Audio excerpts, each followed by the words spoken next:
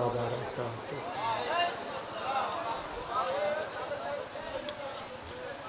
الحمد لله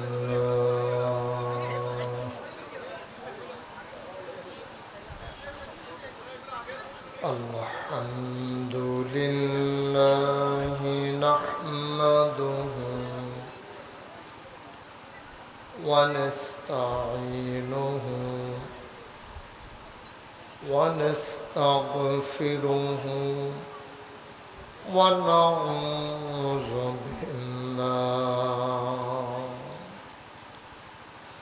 ونعوذ بالله من شرور أنفسنا ومن سيئات أعمالنا من يهد الله فلا مضل له ومن يضلله فلا هادي له ونشهد أن لا إله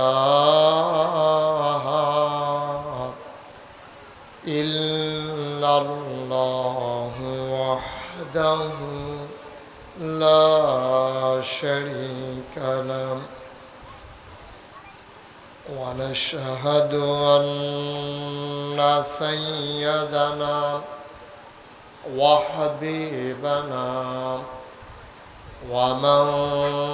ومولانا محمدا عبده ورسوله الذي أرسله بالحق بشيرا ونذيرا وداعيا إلى الله بإذنه وسراجا منيرا قال الله تعالى في القرآن المجيد وفي فرقانه الحميد সবাই পড়ুন أعوذ بالله من الشيطان الرجيم بسم الله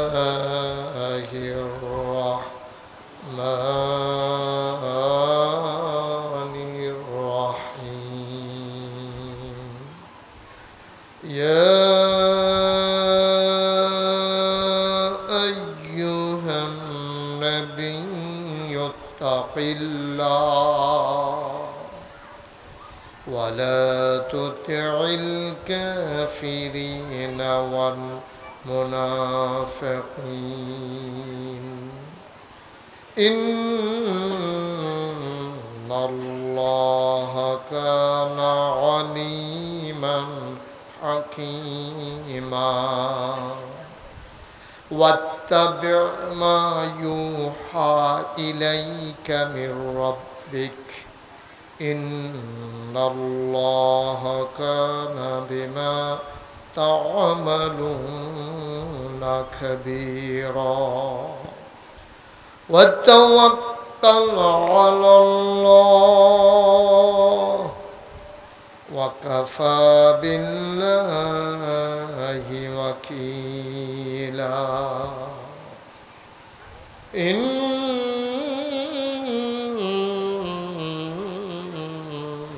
الله وملائكته يصلون على النبي يا أيها الذين آمنوا صلوا عليه وسلموا تسليما اللهم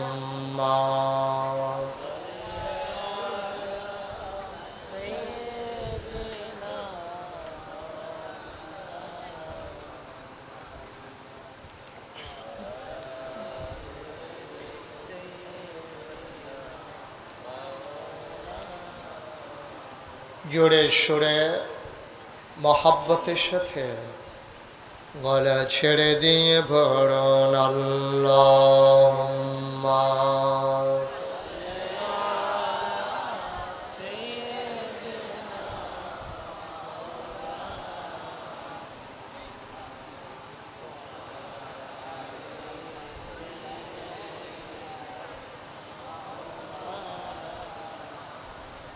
জীবন যদি যায় চলে যাক ঈমান ছাড়া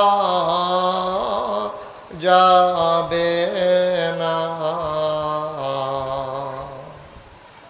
জীবন যদি যায় চলে যাক ইসলাম ছাড়া যাবে না ঈমান যদি ছাড়ো বন্ধু ইসলাম যদি ছাড়ো বন্ধু আল্লাহর জান্নাত পাবে না আল্লাহুম্মা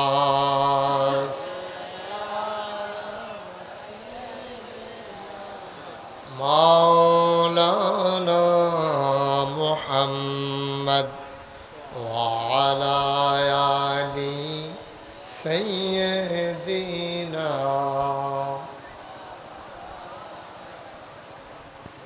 লা ইলাহা ইল্লাল্লাহ লা ইলাহা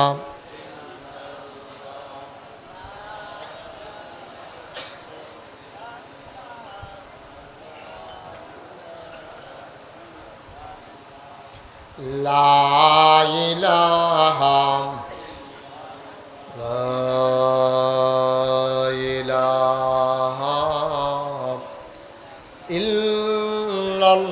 ইল্লাল্লাহু মুহাম্মাদুর রাসূলুল্লাহ সাল্লাল্লাহু আলাইহি ওয়াসাল্লাম আল্লাহুম্মা সাল্লি ওয়া সাল্লিম ওয়া বারিক আলাইহি সবাই পড়ি আলহামদুলিল্লাহ জোরে পড়ি আরো জোরে আল্লাহ তাবারক ওয়া তাআলার দরবারে আমরা লাখ কোটি শুকরিয়া জ্ঞাপন করছি যিনি আমাদেরকে ঐতিহ্যবাহী ঐতিহ্যধন্য কুমিল্লা জেলার মনোহরগঞ্জ উপজেলার বানঘর গ্রামবাসী ও প্রবাসীদের যৌথ উদ্যোগে তাফসীরুল কোরআন মাহফিল উপলক্ষে আজ 15ই মে রোজ বুধবার বরকতময় দিন শেষে অন্ধকারের চাদর যখন পৃথিবী ঢেকে দিয়েছে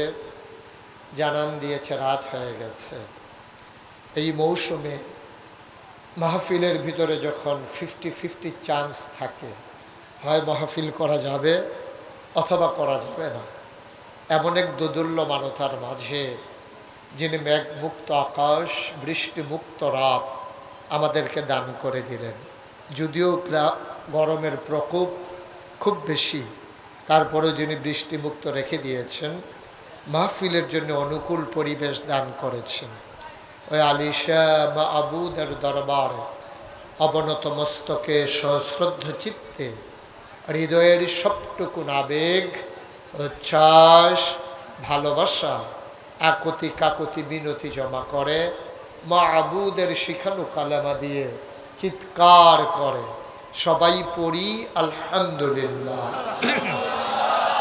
মাইকটা একটু কমাই দেন। জনাব সাহেবে সদর, আজকের এই মাহফিলের জনাব সভাপতি, এই এলাকার মুরব্বী আলেমে দ্বীন কারি শফিউল্লাহ সাহেব কথা বলেছেন। এই গ্রামের কৃতি সন্তান শাকতলা আলিম মাদ্রাসার সম্মানিত আরবি প্রভাষক হজরত মৌলানা মোহাম্মদ ইমাম হুসাইন আমার পরে কথা বলবেন। সুদূর ঢাকা থেকে আগত আমাদের কুমিল্লারই কৃতি সন্তান বিশিষ্ট আলেমে দ্বীন, হৃদয়ের কাছের মানুষ মুফতি আরিফ বিন হাবিব। উপস্থিত এই এলাকার বিভিন্ন মসজিদের ইমাম সাহেবান, ওলামাই কেরাম, মুরব্বিয়ানে আযম, কলিজার টুকরা যুবকেরা, পর্দার আড়ালের মা ও বোনেরা, সবার প্রতি আমার আবারও আন্তরিক সশ্রদ্ধ সালাম। আসসালামু আলাইকুম ওয়া রাহমাতুল্লাহি ওয়া বারাকাতুহু। আপনারা যদিও কুমিল্লাতে পড়েছেন, ঠিক এই জায়গাটাতে আমি কখনো আর আসিনি। খিলা বাজারে এসেছিলাম, এর পূর্ব পার্শ্বে নাঙ্গলকুটে আমি এসেছি কয়েকবার, কিন্তু ঠিক এই জায়গাটাতে আমার জীবনে এটাই প্রথম আসা। যদি আমি জীবনে প্রথম এসেছি, আপনাদের আতিথেয়তা, আপনাদের বরণ করে নেওয়া, হৃদয়ের ভালোবাসা, অকৃত্রিম আন্তরিকতা আমাকে মুগ্ধ করেছে, অভিভূত করেছে। আমি প্লেজড এবং আমি দোয়া করি আল্লাহর দরবারে দুনিয়ার এই বন্ধন, ভালোবাসার প্রদর্শন আল্লাহ যেন কিয়ামতের ময়দানে আমাদের সবার জন্য নাজাতের উসিলা বানিয়ে দেন। সবাই পড়ে আমিন। এটাই হওয়া উচিত। আমরা সব মিলেমিশে আমরা একাকার। আমরা যতই নিজেদের ভিতরে বিভেদ সৃষ্টি করতে চাই, ততই আমরা নিজেদের ডেস্ট্রয়, আমরা নিজেদের ধ্বংস ত্বরান্বিত করি। আমরা সাধারণত বক্তা আসলে আমরা বক্তার মাথার দিকে তাকাই, ওনার টুপি আমার টুপি একরকম কিনা। আমরা চাই যে ওনার টুপিটা দিয়ে একরকম, আমার টুপি আরেক রকম, উনি বোধহয় আমাদের না, ওনার পাঞ্জাবি কেমন, তারপরে বক্তার পাঞ্জাবি কেমন, এইগুলো আমরা প্রথমত এই দেখার পরেই আমরা এইগুলা মিলাই ফেলি যে টুপি যেহেতু আমার মতো না, উনি আমার না। আমি বললি মনে করেন টুপি নাই, সমস্যাটা কি হয়েছে? মনে করেন ওনার মাথায় টুপি নাই, সমস্যা কি? কিন্তু আমরা এইভাবে বিভেদ সৃষ্টি করতে করতে নিজেদের ভিতরে ধ্বংস ত্বরান্বিত করেছি। মনে রাখবেন, যখন কাফের বেদিনারা আপনার উপরে আক্রমণ করবে, তখন আপনার পাঞ্জাবি কেমন, টুপি কেমন, আপনি কি খান, কেমন ব্যবহার করেন, এইগুলা কেউ জানতে চাইবে না। শুধু জানতে চাইবে আপনি মুসলমান কিনা। ঠিক কিনা বলুন? এটা দেখেই কিন্তু আক্রমণ করবে। আজকে ফিলিস্তিনে যে ইহুদিরা আক্রমণ করতেছে, ওনাদেরকে জিজ্ঞেস করছে যে দেখি টুপি মাথায় দাও, তোমার টুপি কেমন, তারপরে তোমার উপরে আক্রমণ করা হবে। টুপি আমার মতো হয়ে গেলে আর আক্রমণ করা হবে না। এই বলে একটা ছোটো বাচ্চাকেও তো ছেড়ে দেয় নাই, আমার মাকে ছেড়ে দেয় নাই, আমার বোনকে ছেড়ে দেয় নাই। সুতরাং এই সংকীর্ণতা থেকে আমাদেরকে উঠে আসতে হবে। আমাদের বিশ্বাস রাখতে হবে আমাদের আল্লাহ কয়জন? কথা বলেন, আল্লাহ কয়জন? আমাদের নবী, আমাদের কেবলা, আমাদের কেতাব, তো সবই তো আমাদের এক। আমাদের আল্লাহও এক, আমাদের নবীও এক, আমাদের কেবলাও এক, আমাদের কাবাও এক, আমাদের দিনও এক, ইসলাম। এরপরে আমরা যা করি এটা মোটেও শুভনীয় নয়। আজকের মাহফিলের শুরুতেই আমি বিনয়ের সাথে মিনতি করব যে আসুন সকল সংকীর্ণতা থেকে উঠে এসে আমরা এক ইসলামের পতাকা তলে ঐক্যবদ্ধ হয়ে নিজেদের পরিচয় দেই, ইন্নানি মিনাল মুসলিমিন, আমি মুসলমান। ঠিক কিনা বলেন? কারো পরিচয় কোনো কিছুই জিজ্ঞেস করা হবে না। কে পীর সাহেব, কে মোহতামিম সাহেব, কে প্রিন্সিপাল সাহেব, কে কারি সাহেব, কে ইমাম সাহেব, কে ভুইয়া, কে চৌধুরী, কে সরকার, কে খনকার, কে পেশকার, স্বর্ণকার, দফাদার, চকিদার, কে মন্ত্রী, কে এমপি, উজির, নাজির, উপদেষ্টা, আমলা, কামলা, কোনো পরিচয় জানা হবে না। পরিচয় শুধু একটাই, আমি মুসলমান। ঠিক কিনা বলেন? আর বাইরে আমাদের কোনো পরিচয় নেই। এটাই আমাদের মূল পরিচয়। ফারউ মাসালা নিয়া আমরা বিভেদ সৃষ্টি করে নিজেদের ভিতরে বিভ্রান্তি তৈরি করব না। আমরা সবাই মিলে ওই ইসলামের মৌলিক বিধিবিধানের ব্যাপারে এক হয়ে আমরা আমাদের পথ চলাকে সামনে এগিয়ে নিয়ে যাব। এমন একটা জিন্দেগি করতে চাই যেদিন আমার মৃত্যু হয়ে যাবে, মসজিদের মিনারে যেদিন ঘোষণা আসবে মানুষটা আর দুনিয়াতে নাই, দলে দলে লোক দেখতে আসবে, কাফন পরিয়ে জানাজা দিয়ে সবাই মিলে দাফন করে দেবে মাটির কবরে। আমরা সবাই দেখবে মাটির কবর, আমরা যেন কবরে গিয়া দেখি মাটির কবর মাটি নাই, মাটির কবর জান্নাতের টুকরা হয়ে গেছে। আমরা একটা জিন্দেগি চাই নাকি চাই না? চাই নাকি চাই না? আমাদের সবার কবর জান্নাতি হোক, এটা আমরা চাই। আমরা জান্নাতি হই, কবরগুলো জান্নাত হোক, এটা আমরা চাই। সেই কবরকে জান্নাত বানাতে গেলে, নিজেকে মুসলিম হিসাবে পরিচয় দিতে গেলে কেমন করে নিজেদেরকে গড়ে তুলতে হবে সেই সম্পর্কে আজকের আলোচনা। ওয়ামা তৌফিকি ইল্লা বিল্লাহ। আল্লাহ যেন কবুল করে, সবাই পড়ি আমিন। জুড়ে, আরো জুড়ে, আর জোর নাই না? এত মানুষ আমিন বললে তো আর অনেক জোর হয়ে যাওয়ার কথা। সবাই পড়েন আমিন। যারা দাঁড়িয়ে আছেন বসে পড়ুন। আপনি যে আসছেন সবাই দেখছে, হ্যাঁ বসেন। আবার অনেকে আছে নিজের দেহানের লেগিয়া আইয়া দাঁড়াইতে, হ্যাঁ বসেন বসেন, হয়েছে, দেখছে সবাই দেখছে, হ্যাঁ আপনারা দেখছে, সবাই চাইছে আপনার দিকে, বসেন। সবাই পড়েন আলহামদুলিল্লাহ। জোরে আমি যখন যেটা বলতে বলি আস্তে না জোরে? দুই একজন না সবাই মিলে বলেন সুবহানাল্লাহ, বলেন আলহামদুলিল্লাহ, বলেন আল্লাহু আকবার। শুকরিয়া আদায় করলাম কার? করব কার? করে যাব কার? লস না লাভ? কম না বেশি? প্রমাণ আছে নাকি নাই? আমার আল্লাহ রাব্বুল আলামিন কোরআনুল কারীমে কত সুন্দর করে ওয়াজ করে দিলেন। আল্লাহ বলেন লা ইন শাকারতুম লা আযীদান্নাকুম। ও দুনিয়ার মানুষ, নামত পেয়ে যদি শুকরিয়া আদায় করবে, যেই নামত পেয়ে শুকরিয়া আদায় করবে, শুকরিয়া আদায়ের কারণে ওই নামত আমার আল্লাহ আরো বহুত গুণে বাড়িয়ে দেবেন। বলেন সুবহানাল্লাহ। আমার আল্লাহ যা বলেন তা করেন নাকি করেন না? কম কম না বেশি বেশি? প্রমাণ আছে নাকি নাই? কোরআনুল কারীমে 30 পারায় সূরা বুরুজের শেষ অংশে কত সুন্দর করে আল্লাহ ওয়াজ করে দিলেন। আল্লাহ বলেন ফাআলুন লিমা ইউরিদ। আমার আল্লাহ এমন আল্লাহ, তার যা মন চায় ওই কাজটাকে আমার আল্লাহ বেশি বেশি করে দেন। বলেন সুবহানাল্লাহ। আল্লাহ দুনিয়ার মানুষের মতো না। দুনিয়ার মানুষ বলে একটা করে আর একটা, ঠিক কিনা? অসুখে পড়লে হয়ে গেলে আরেক রকম, ঠিক কিনা? নদী পার হওয়ার আগে একরকম, নদী পার হয়ে গেলে আরেক রকম। টাকা হাওলাত নেওয়ার সময় একরকম, ফেরত দেওয়ার সময় আরেক রকম। নির্বাচনে দাঁড়াইলে একরকম, পাশ করার পরে আরেক রকম, ঠিক কিনা?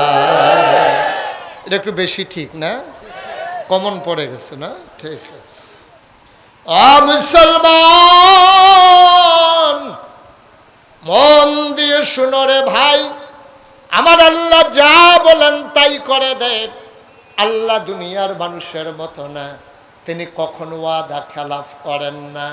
তিনি নিজেই নিজের ব্যাপার ওয়াজ করে দিলেন। আল্লাহ বলেন ইন্নাকা লা তুখলিফুল মিআদ। আমার আল্লাহ এমন আল্লাহ, তিনি যা ওয়াদা করেন, ওয়াদার খেলাফ করা আমার আল্লাহর জন্য শোভা পায় না, ঠিক কিনা? আমাদের কথার কোনো ঠিক নাই, কাজের কোনো ঠিক নাই। আমরা অসুখে পড়লে একেবারে নরম, যখন অসুখ থেকে ভালো হয়ে যায় আবার হয়ে যায় গরম, ঠিক কিনা বলেন? আমার পরিচিত একজন মানুষ হঠাৎ করে একবার অসুস্থ হয়ে গেল, তো ওনাকে হাসপাতালে নিয়ে যাওয়া হলো। মাসখানেক হাসপাতালে থাকার পরে ওনার ছেলে আমাকে ফোন দিছে, দিয়া বলতেছে যে হুজুর আব্বার তো অবস্থা বেশি খারাপ, আমি কই বেশি খারাপ? কই জি হুজুর, করে আইয়ে যায় অবস্থা হয়ে গেছে। আমি কই বাবারে, তাহলে তো করে সাংঘাতিক অবস্থা। তো কি খাইতে চায় ওনারে বইলা খাওয়াই দাও না। কই যা যা খাইতে চাইছে সব খাওয়াইছি। তা আমি কই তো গতকালকে জিজ্ঞেস করছিলাম, আব্বা আপনার আর কি মন চায়? তো উনি বলছে যে নাগাইশের পিসা হুজুরে দেখতে মন চায়, এই জন্য হুজুর আপনারে ফোন দিছি। তাই ভাবলাম যে একটা লোক মারা যাইতেছে, মুমূর্ষ হাসপাতালে আছে, উনি আমাকে দেখতে মন চায়, যত ব্যস্ত থাকি যাওয়া তো দরকার। তাই আমি হাসপাতালে গেলাম। যাওয়ার পরে গিয়া দেখি শটান একেবারে লম্বা হয়ে শুয়ে আছে। জিজ্ঞেস করলাম সমস্যা কী? কই যে হুজুর বাম হাত বাম পা প্যারালাইজড হয়ে গেছে, এটা নাড়াচাড়া করতে পারি না। তা আমি সবাইকে বললাম সূরা ফাতিহা পড়েন, ইখলাস পড়েন, দুরূদ শরীফ পড়েন। সবাই মিলে দোয়া করলাম।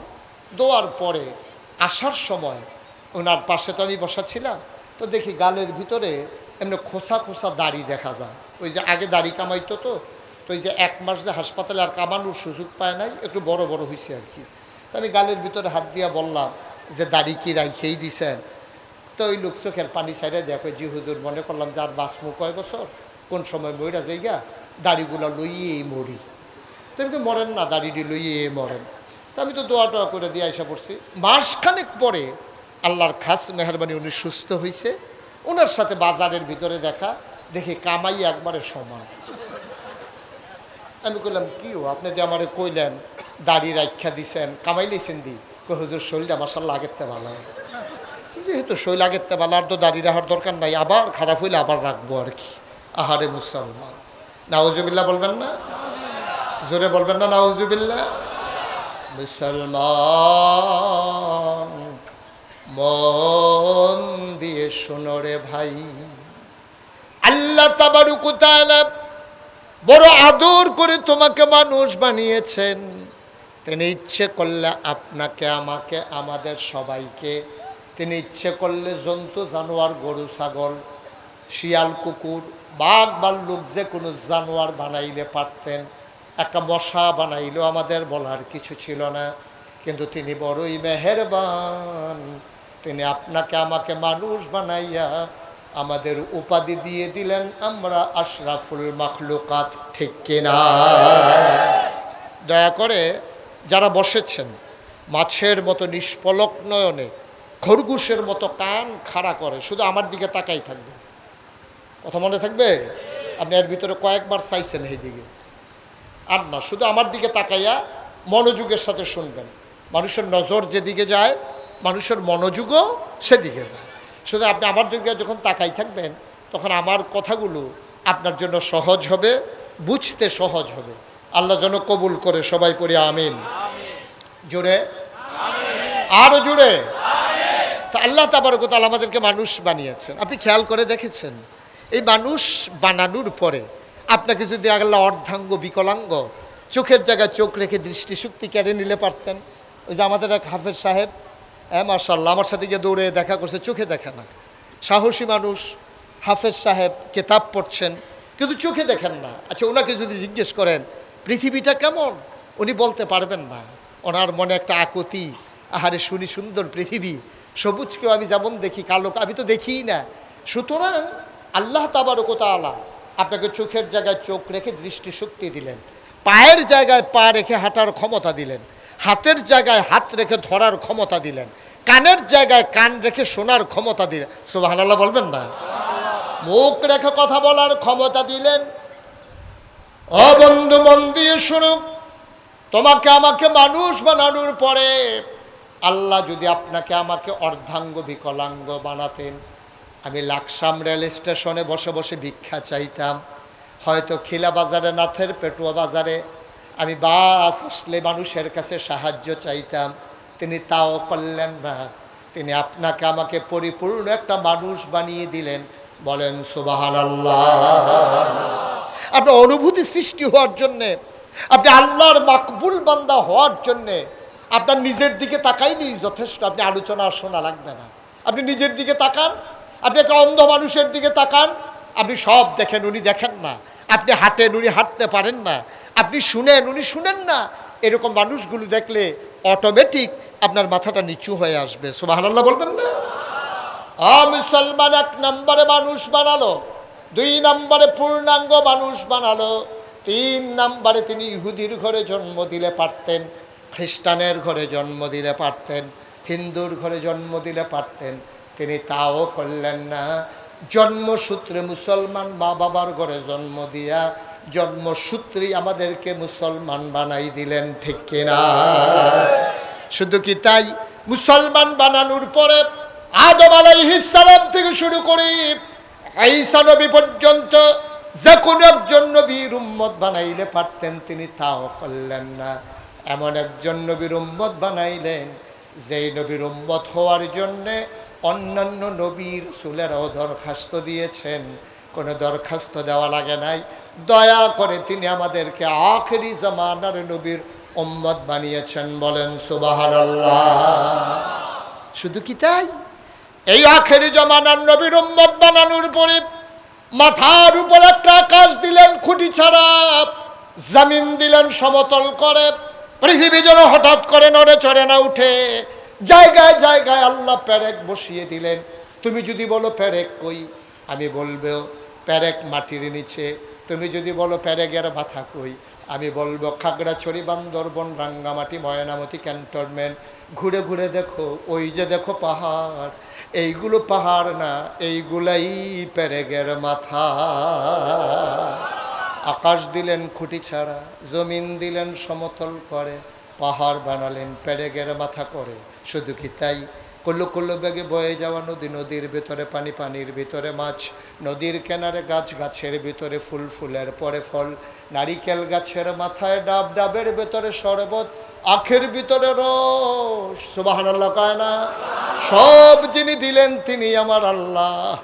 কোন নিয়ামত তুমি অস্বীকার করবে? এজন্য আমি প্রায় বলি, পৃথিবীর সব গাছ কলম বানাইয়া, সাগরের সব জল কালি বানাইয়া, পৃথিবীর সব গাছ কলম বানাইয়া,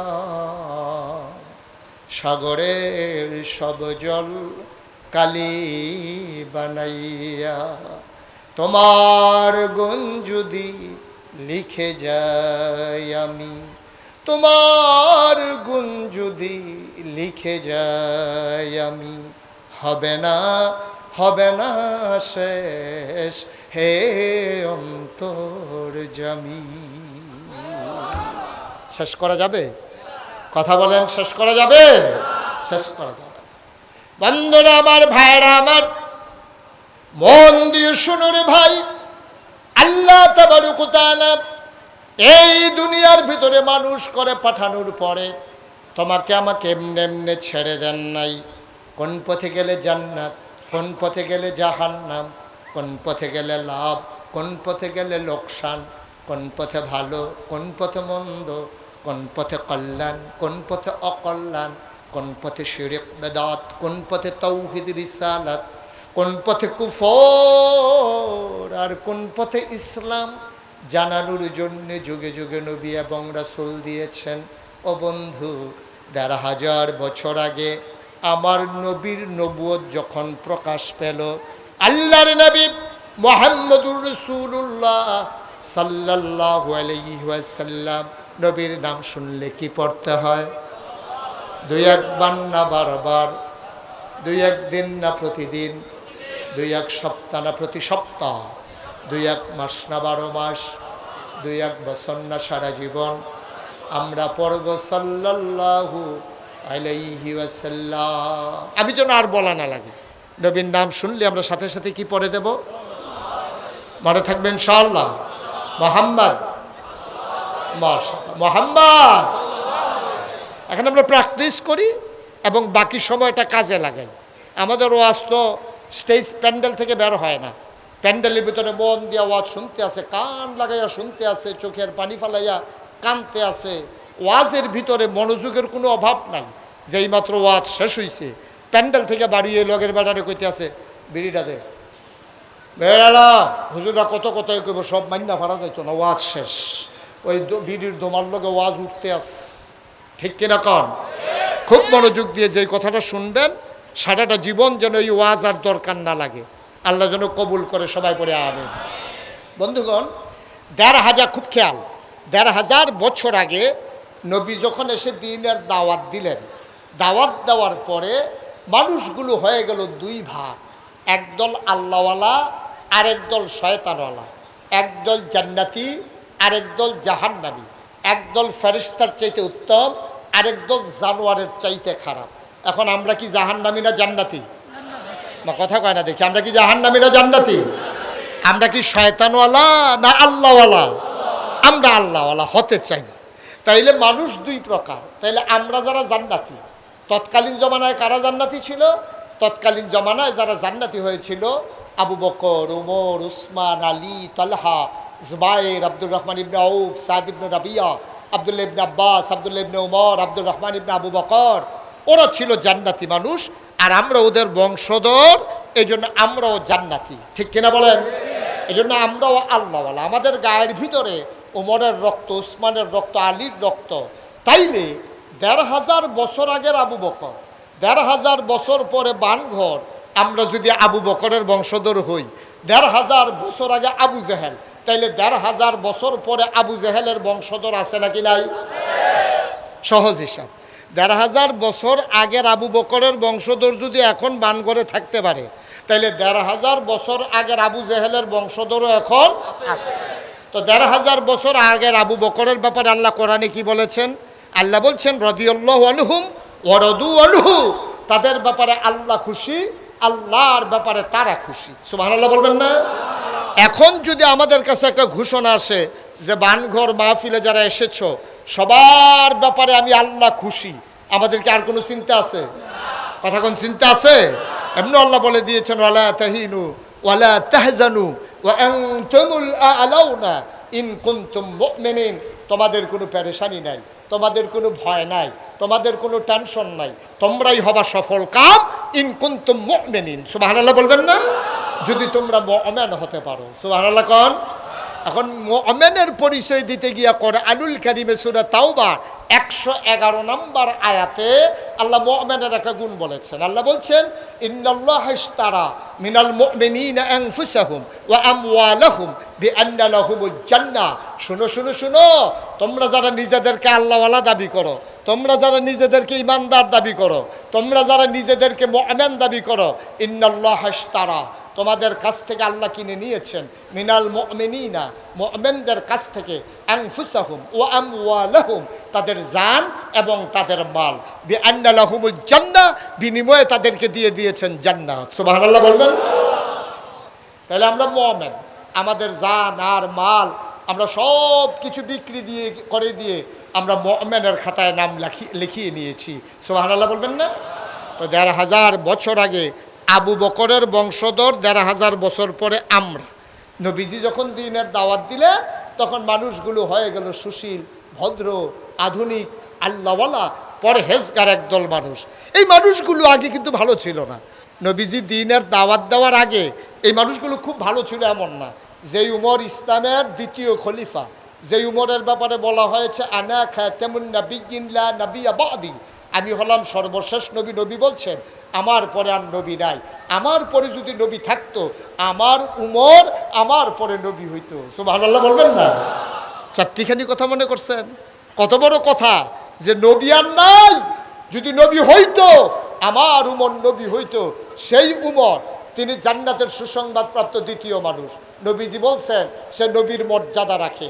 তারপরে বলছেন উনি ইমামুল মুরসালিন, তিনি হচ্ছেন আপনার কি বলে ওই সব আমিরুল মুমিনিন, খলিফাতুল মুসলিমিন, তিনি হচ্ছেন মুমিন মুসলমানদের আমির এবং মুসলমানদের তিনি খলিফা, জান্নাতের সুসংবাদপ্রাপ্ত মানুষ, ইসলামের দ্বিতীয় খলিফা।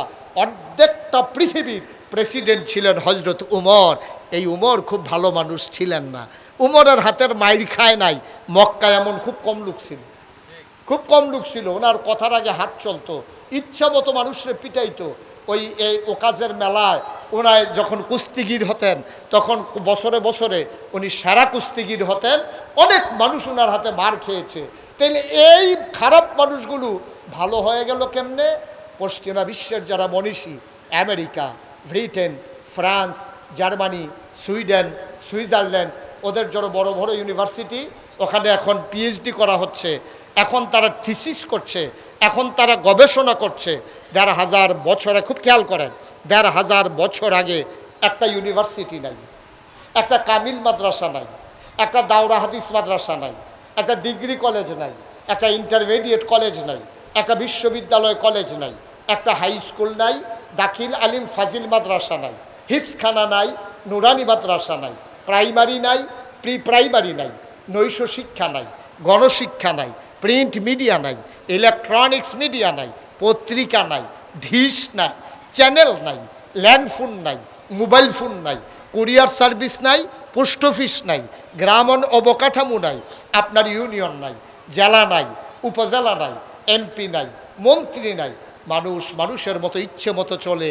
ওই জমানায় ১,৫০০ বছর আগে আমার নবী এসে মানুষগুলোকে দাওয়াত দিলেন, মানুষগুলোকে গড়ে তুললেন। এখন এই মানুষগুলো হয়ে গেল সোনার মানুষ। আল্লাহ বলছেন রাদিয়াল্লাহু আনহুম ওয়া রাদু আনহু, তাদের ব্যাপারে আল্লাহ খুশি, আল্লাহর ব্যাপারে তারা খুশি। সুবহানাল্লাহ বলবেন না? এর ভিতরে কিচ্ছু নাই, এর ভিতরে সোনার মানুষ হয়ে গেল।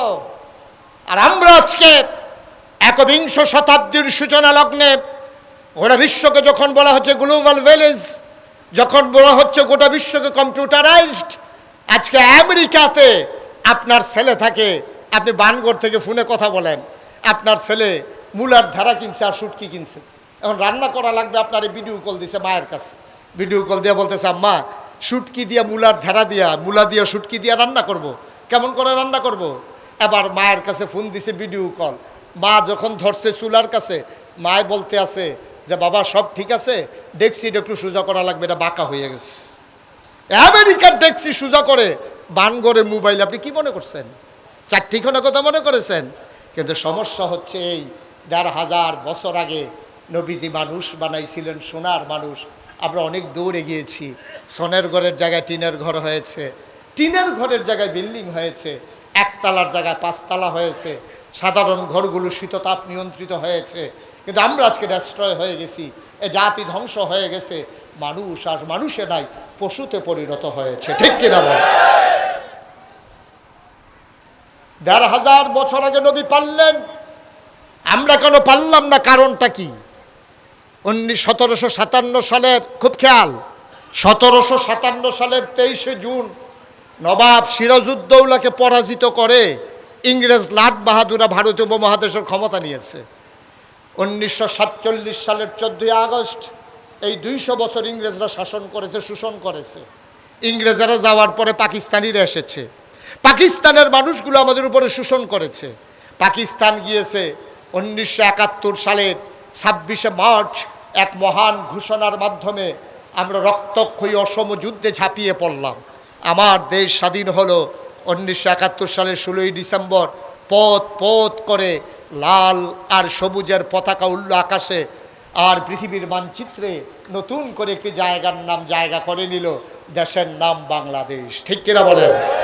এবার আসেন ১৭৫৭ থেকে ১৯৪৭, ১৯৪৭ থেকে ১৯৭১, ১৯৭১ থেকে আজকে ২০২৪। এখন আর ইংরেজ নাই। ইংরেজ আছে? আমার কথা কয় না দেখি, ইংরেজ আছে? এখন কি পাকিস্তানি আছে? এখন মেম্বারও আমাদের, ভোটারও আমাদের, চেয়ারম্যানও আমাদের, ভোটারও আমাদের, এমপিও আমাদের, মন্ত্রীও আমাদের, আমলাও আমাদের, কামলাও আমাদের, পিসাবও আমাদের, মুরিদও আমাদের, প্রিন্সিপালও আমাদের, ছাত্রও আমাদের, রিক্সাওয়ালাও আমাদের, রিক্সায় চড়ে যারা তারাও আমাদের। এখন আর ইংরেজ নাই, এখন আর ওই পাকিস্তানি নাই, এখন সব আমাদের। আমলা কামলা, মন্ত্রী, এমপি, উজির, নাজির, উপদেষ্টা সব আমাদের। আগে আমরা দোষ দিয়েছি পাকিস্তানিরা আমাদের উপরে জুলুম করেছে, আগে আমরা দোষ দিয়েছি যে ব্রিটিশরা আমাদের উপরে শোষণ করেছে। এখন যদি ২০২৪ সালে স্বাধীনতার ৫৩ বছর পরে আমি যদি এখন জিজ্ঞেস করি, ঠিক আছে তাইলে এতদিন ইংরেজরা শোষণ করেছে, পাকিস্তানিরা শাসন করেছে, জুলুম করেছে, এখন তো সব আমাদের, মেম্বার থেকে শুরু করে টপ টু বটম সব জায়গায় আমাদের লোক, তাইলে এখন ব্রিজের ভিতরে রডের বদলি বাঁশ দেয় কে? এখন কে দেয়? এখন তো আর পাকিস্তানি নাই। আছে পাকিস্তানি? এখন ইংরেজ আছে? তা এখন কে দেয় বাস? বাস কে দেয় এখন? পাকিস্তানিদেরকে দোষ দেওয়া যাবে? এই বাস আমরাই দিই, ঠিক কিনা বলেন? আমরা এতদিন পরে স্বাধীনতার 53 বছর পরে আমরা পারলাম না, আর পারবো কবে? সম্ভাবনা নাই। কেন পারলাম না? না পারার কারণ হলো নবীজি সোনার মানুষ বানিয়েছিলেন কোরআন দিয়া, আর আমরা সোনার মানুষ বানাইতে চাই কোরআনকে সেটিয়ে পিটিয়ে বিদায় করে দিয়া, ঠিক কিনা বলেন? কাগজে পত্রে সোনার বাংলা, আর আমরা খেয়াল করে দেখেছি চকিদার থেকে শুরু করে সর্বোচ্চ মহল পর্যন্ত টপ টু বটম সব জায়গায় সোনার বাংলায় সোনার মানুষের বদলে পাওয়া গেছে চিটার আর বাটপাড়ার হেডকোয়ার্টার। কারণ হলো আমরা কোরআন ছেড়ে দিয়ে সোনার মানুষ বানাতে চাই। খোদার কসম, কোরআন ছেড়ে দিয়ে সোনার মানুষ বানানোর কোনো সম্ভাবনা নাই। আপনারা তো সব কিছু খেয়াল করেন না, আমার আবার অনেক কিছু খেয়াল করা লাগে। বাংলাদেশে দেখবেন বুদ্ধিজীবী কোনো আলেমরে কয় না, অথচ সব কিছুর বুদ্ধির আধার হচ্ছে আলেমেরা, কারণ তাদের ভিতরে কোরআন সুন্নাহর জ্ঞান আছে। এখন বুদ্ধিজীবী কয় কারে? বুদ্ধিজীবী কয় যারা ইসলামের বিরুদ্ধে কথা বলতে পারে তারা হলো বুদ্ধিজীবী। মাদ্রাসার বিরুদ্ধে, মক্তবের বিরুদ্ধে, কোরআনের বিরুদ্ধে, তাফসির মাহফিলের বিরুদ্ধে যারা কথা বলে, বড় বড় কথা বলে, তারা হলো বুদ্ধিজীবী। তাদেরকে আমি দাউদকান্দি এক মাহফিলও যখন কইছি তারা বুদ্ধিজীবী, এক বুড়া বেড়া ফাল দিয়া কইতে কৌ, আমি কোতে কেন আইসে নাকি কৌ, আমি কই তাইরে ফাইলে কি করলেন? হুজুর ফানি লাগাইলাম, নইল তারে থুতাইয়া গোসল করাই নিলাম। আমার দেশে যত বুদ্ধিজীবী আপনারা খেয়াল করেন না তো, আমি খেয়াল করা লাগে অনেক কিছু। আমি দেখছি আমার দেশের বুদ্ধিজীবী হলো সবগুলা তালখাসোলা, মাথার চুল না। আমি অনেক গবেষণা করলাম, বুদ্ধির সাথে চুলেরও তো শত্রুতা কেন? যে বুদ্ধি থাকলে চুল থাকা যাবে না, কারণটা কি? আমি অনেক গবেষণা করে বার করছি, আমার মনে হয় বুদ্ধি গুতাইয়া তার চুল বেড়াই আলগা করে ফেলাইছে, ঠিক কিনা কন? এটি বুদ্ধিজীবী নামের কলঙ্ক। কয়দিন আগে একটা ধরা পড়ছে ঢাকা ইউনিভার্সিটিতে। ঢাকা ইউনিভার্সিটি চারটিখানি কথা না, এটার একজন প্রফেসর হওয়া এটা বিশাল বিষয়। ঢাকা ইউনিভার্সিটির প্রফেসর, সে বলেছে, খেয়াল করেন, সে বলেছে যে যারা পর্দা করে, বুরকা পরে, নেকাব লাগায়, হেজাব পরে, এইসব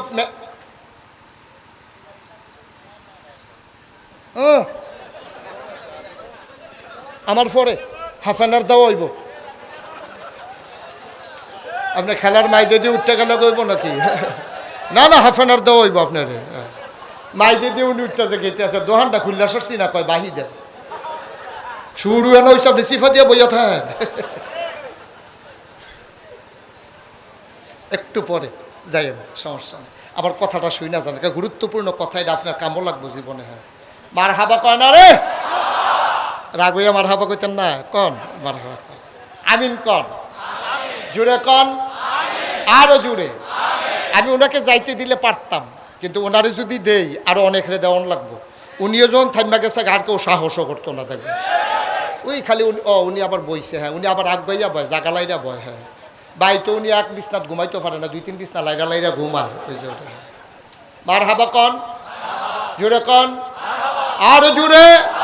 তো যেই কথাটা বলতেছিলাম, ঢাকা ইউনিভার্সিটির প্রফেসর, সে কি বলছে? হুজুর কি করতে আছেন আপনি? এদিকে তাকান, আমার দিকে তাকাই থাকেন। মোবাইল টিপতে আছেন এখন বইয়া বইয়া?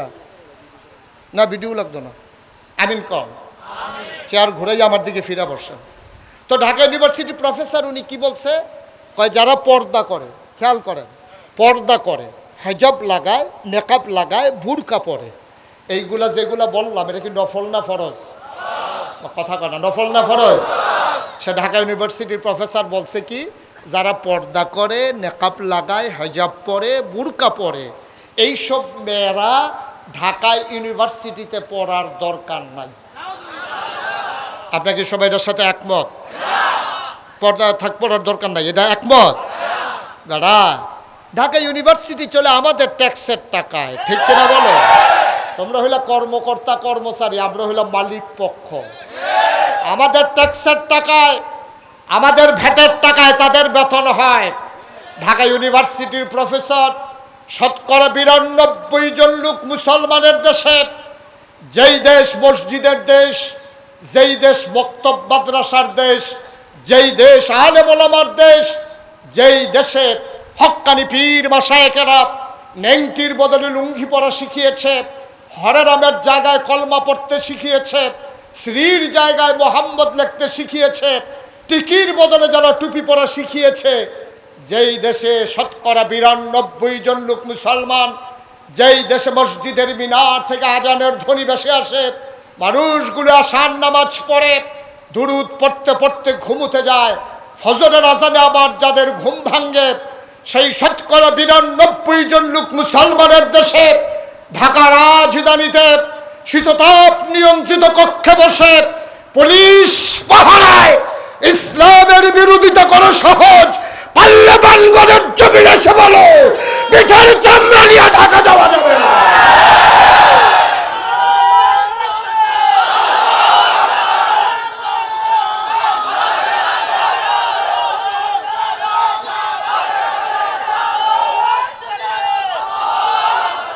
সবাই পড়ি আমিন, জোরে পড়ি আমিন।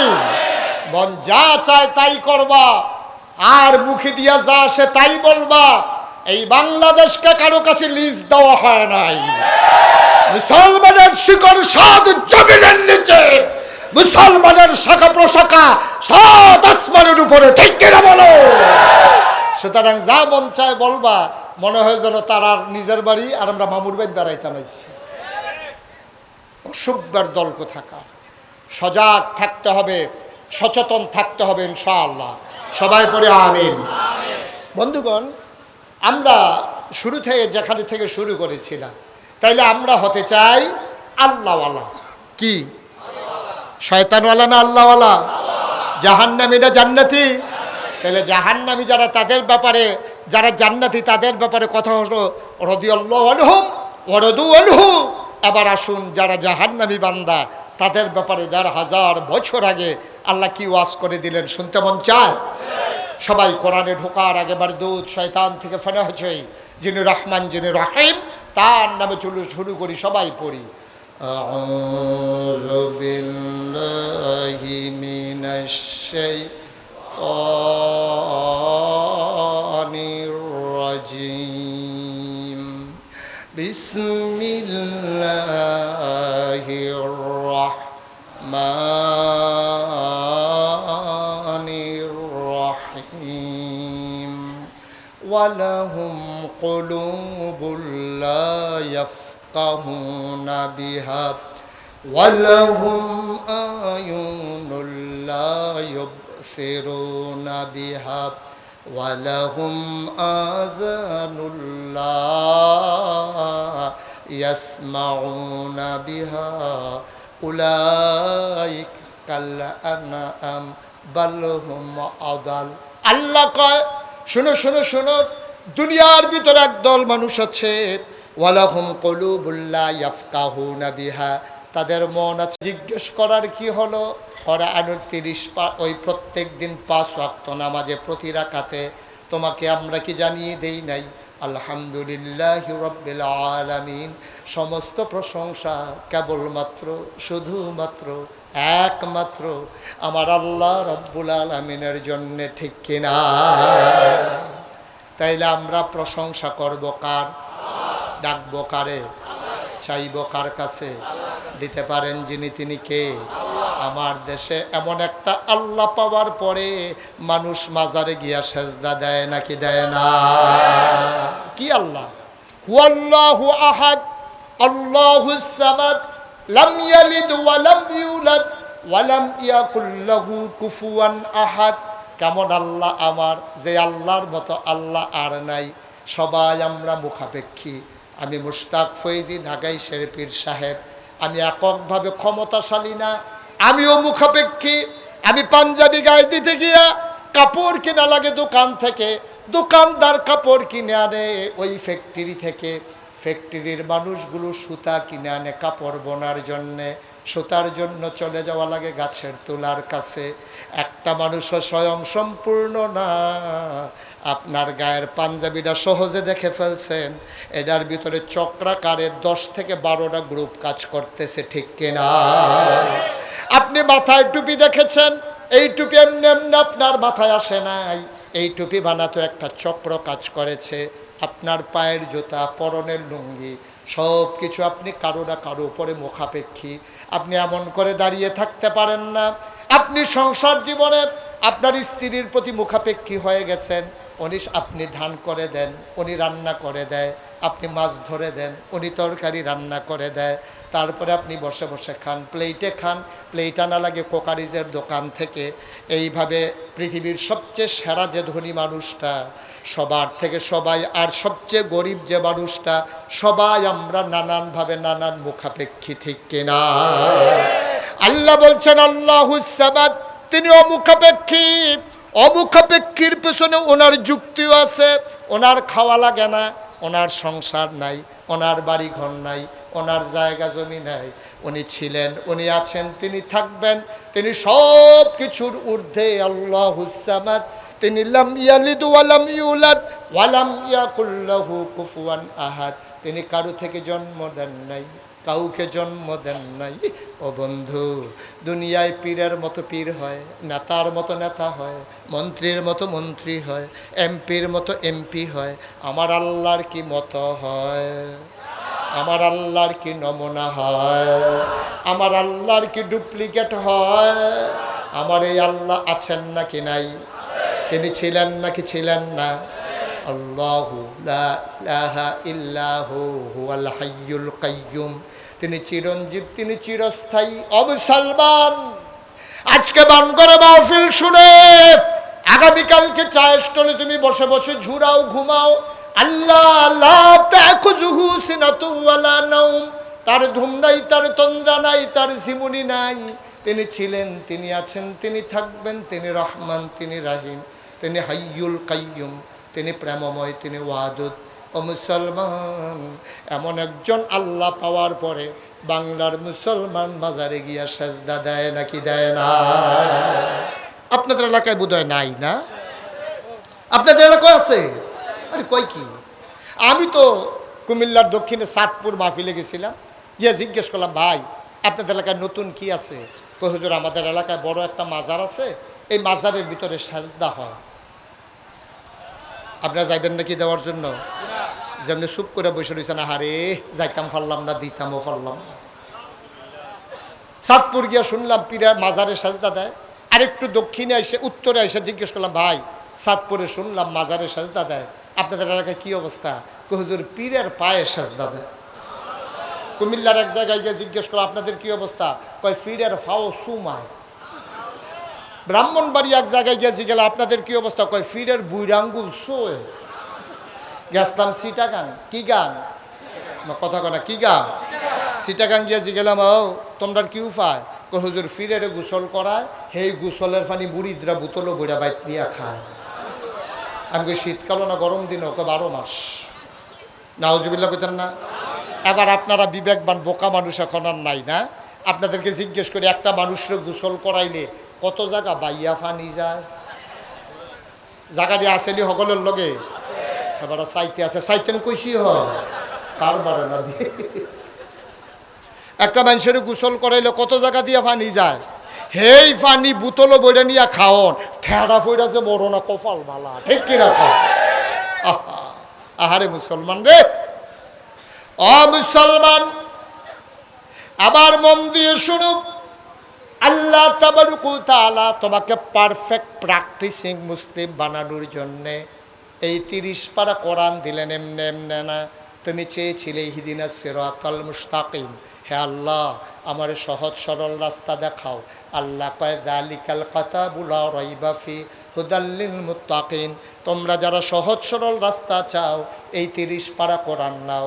হুদাল লিল মুত্তাকিন, ভয় পাওয়া মানুষের জন্য এই কোরআন হলো হেদায়েত। বলো সুবহানাল্লাহ। কোরআনুল কারীম 21 পারায় সর্বশেষ সূরা, সূরা আহজাব, 73টা আয়াত, 9টা রুকু। আল্লাহ কত সুন্দর করে ডেকে কয়, ইয়া আইয়ুহান নবী, হে নবী, আত্তাকিল্লাহ, আপনি ভয় পাবেন শুধুমাত্র, কেবলমাত্র, একমাত্র আমার আল্লাহকে। ঠিক কিনা? আমরা ভয় পাবো কারে? পুলিশ, র্যাব, গোয়েন্দা, দলীয় ক্যাডার, গ্রামের সর্দার, মন্ত্রী, এমপি। ভয় পাবো কারে? কথা কয় না, কারে? কেবলমাত্র কারে? শুধুমাত্র কারে? একমাত্র কারে? কিন্তু আজব কারবার কি জানেন? আমরা বাংলাদেশের মুসলমান আল্লাহরে ডরানোর কথা, আর আমরা মুসলমানেরা আল্লাহরে ছাড়া সবাইরে ডরায়। শুধু ডরায় না আল্লাহরে, আর নইলে সবাইরে ডরায়। এই নারিকেল গাছের টিনের সালের ভিতরে এই যে চলুয়ে নারকেল খাইছে, সেইটা পড়ছে, এবার লাভ দিয়ে উঠছে। রাস্তা দিয়ে ট্রাক যায়, চাক্কা ব্রাস্ট হয়েছে, এবার লাভ দিয়ে গিয়ে আরেকবার রুফে ফুড়ে গেছে গা। সেদিন কংসনগর এক কুত্তায় খেক্ষান দিছে, একটা ফাল দিয়ে ফানি ফুড়ে গেছে। আমরা দেশের মুসলমান ভয় পায় না শুধু আল্লাহরে, আল্লাহ ছাড়া সবাইরে ভয় পায়, ঠিক কিনা বলেন? অথচ আল্লাহ বলছেন, ইয়া আইয়ুহান নবী, হে নবী, ইত্তাকিল্লাহ, আপনি ভয় পাবেন শুধুমাত্র কেবলমাত্র একমাত্র আল্লাহকে। সুবহানাল্লাহ বলবেন না? নবীকে বলার উদ্দেশ্য নবী না, নবী এমনি আল্লাহরে ভয় পায়। নবীর উপরে জেল জুলুম নির্যাতন কম হয় নাই, নবী কোনোভাবেই আপোষ করে নাই, নবী কোনোদিনও কারো কাছে মাথা নত করে নাই। দেশ ছেড়েছে, পরিবার পরিজন ছেড়েছে। নবীর জন্ম মক্কায়, শৈশব মক্কায়, কৈশোর মক্কায়, তারুণ্য মক্কায়, যৌবন মক্কায়, বিয়ে করলেন মক্কায়, নিজের বাড়ি মক্কায়, শ্বশুর বাড়ি মক্কায়, মেয়ে বিয়ে দিলেন মক্কায়, ব্যবসা করলেন মক্কায়, লেনদেন করলেন মক্কায়, পূর্বপুরুষ মক্কায়, আত্মীয় স্বজন মক্কায়। তিনি থাকতে পারলেন না মক্কায়, তিনি আপোষ করলেন না, তিনি মক্কা ছেড়ে মদিনায় ছেড়ে গেলেন, কিন্তু ঈমান ছাড়লেন না, ঠিক কিনা? ও বাংলার মুসলমান, দিন মানার কারণে লাকসাম ছেড়ে কেউ 14 গ্রাম যাওয়া লাগে নাই, 14 গ্রাম ছেড়ে কেউ ফেনী যাওয়া লাগে নাই। অথচ আল্লাহর নবী মক্কা ছেড়ে মদিনায় যাওয়া লেগেছে। তাইলে বোঝা গেল আমরা আপোষ করে ফেলেছি, আমার নবী আপোষ করেন নাই, ঠিক কিনা? ঈমান বড় মজবুত জিনিস। আমার নবী মক্কা ছেড়ে মদিনায় চলে গেলেন, তিনি আপোষ করেন নাই, অবিচল আস্থা নিয়ে দাঁড়িয়েছিলেন। হাজার হাজার বছর আগে আপনার আমার যিনি জাতির পিতা ইব্রাহিম আলাইহিস সালাম, তিনিও আপোষ করেন নাই। আমাদের আদি পিতা আদম, তিনিও আপোষ করেন নাই। আদমের সানি নূহ, তিনিও আপোষ করেন নাই। ইব্রাহিম আলাইহিস সালাম আপোষ করেন নাই। মূসা ফেরাউনের সাথে আপোষ করেন নাই। ইব্রাহিম নমরুদের সাথে আপোষ করেন নাই। আর মূসা আলাইহিস সালাম যেমন করে অটল অবিচল আস্থা নিয়ে দাঁড়িয়েছিলেন, আমাদের যিনি জাতির পিতা ইব্রাহিম, তিনিও যেমন আপোষ করেন নাই, অটল অবিচল দাঁড়িয়েছিলেন। আজকের মুসলমান সাক্ষী দিতে হবে, নাজরানা পেশ করতে হবে, ঈমানের ব্যাপারে, দ্বীনের ব্যাপারে আপোষ করার কোনো সুযোগ নাই, ঠিক কিনা বলেন? আর আপোষ করবেন তো দুনিয়া থেকে ঈমান নিয়ে চলে যাওয়া যাবে না। দেখেন হাজার হাজার বছর আগে আমাদের যিনি জাতির পিতা ইব্রাহিম, কি নাম? কথা কয় না দেখি। ইব্রাহিম আলাইহিস সালামের জমানায় নমরুদ যখন, খুব খেয়াল করে শুনেন, দেখেন ইসলাম কারে কয়। ১৫০০ বছর আগে নবীজির মাধ্যমে আল্লাহ জানিয়ে দিলেন আমাদেরকে সেই কথাগুলো। ইব্রাহিম আলাইহিস সালামের জমানায় নমরুদ যখন তিনি ঘোষণা দিলেন, আনা রাব্বুকুমুল আ'লা, আমি হলাম সবচেয়ে বড় খোদা। সবাই বলল অবশ্যই আপনি বড় খোদা। নমরুদের আব্বা, ইব্রাহিমের আব্বা, ইব্রাহিমের আম্মা, গোষ্ঠী জ্ঞাতি, বংশধর, অজপাড়া গায়ের মানুষ, শহরের মানুষ, মন্ত্রী, এমপি, উপদেষ্টা, দেশের ভিতরে যত মানুষ ছিল সবাই নমরুদকে সাজদা দিয়েছিল। নাউজুবিল্লাহ বলবেন না? আমাদের আব্বা প্রমাণ করে দিয়েছে, আমার আব্বা ওই দলে, আমার আম্মা ওই দলে, আমার গোষ্ঠী জ্ঞাতি, দেশবাসী সবাই এক দলে, শুধু ইব্রাহিম আমাদের আব্বা একা একা একা দাঁড়িয়ে আছেন। সুবহানাল্লাহ বলবেন না? তিনি একা দাঁড়িয়ে কেমন করে অটল অবিচল পাহাড়ের মতো ঈমান নিয়ে দাঁড়িয়েছিলেন। যখন সবাই মিলে সাজদা দিচ্ছে, সবাই দল বেঁধে নমরুদের পায়ে সাজদা দিতে আসে। গোয়েন্দা, গোয়েন্দা চিনেন? কথা কেন, গোয়েন্দা চিনেন না? গোপন কথা যে কানে কানে কয় তারে কয় গোয়েন্দা। গোয়েন্দার আইসা নমরুদের কানে কানে বলতেছে যে আল্লাহ কারে কয় না, কথা না, কারে কয়? মাশাআল্লাহ, সচেতন শ্রোতা, আপনারা তো বলতে পারছেন কারে কয়। দাউদকান্দি মাহফিলও জিজ্ঞেস, আমি কিছু কারে ও কয়, তো হগলে দাঁড়াই আমরা কেমন কয়, আমরা কি হেন আসলাম নাকি? কারে কয়? নমরুদের কানে কানে গোয়েন্দারা কয় আল্লাহ, কয় কি?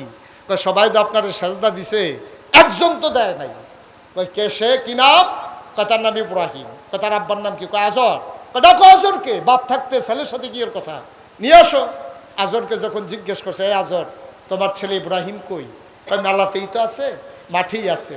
না, গোপন সূত্রে খবর পেয়েছি আমারে সাজদা দেওয়া লাগবে, এই জন্য তোমার ছেলে মাঠে আসে নাই। দেখেন আমাদের যিনি জাতির পিতা কেমন করে আমাদেরকে শিখিয়ে দিয়ে গেছেন ইমান নিয়ে একাকি কেমন করে দাঁড়িয়ে থাকা লাগে।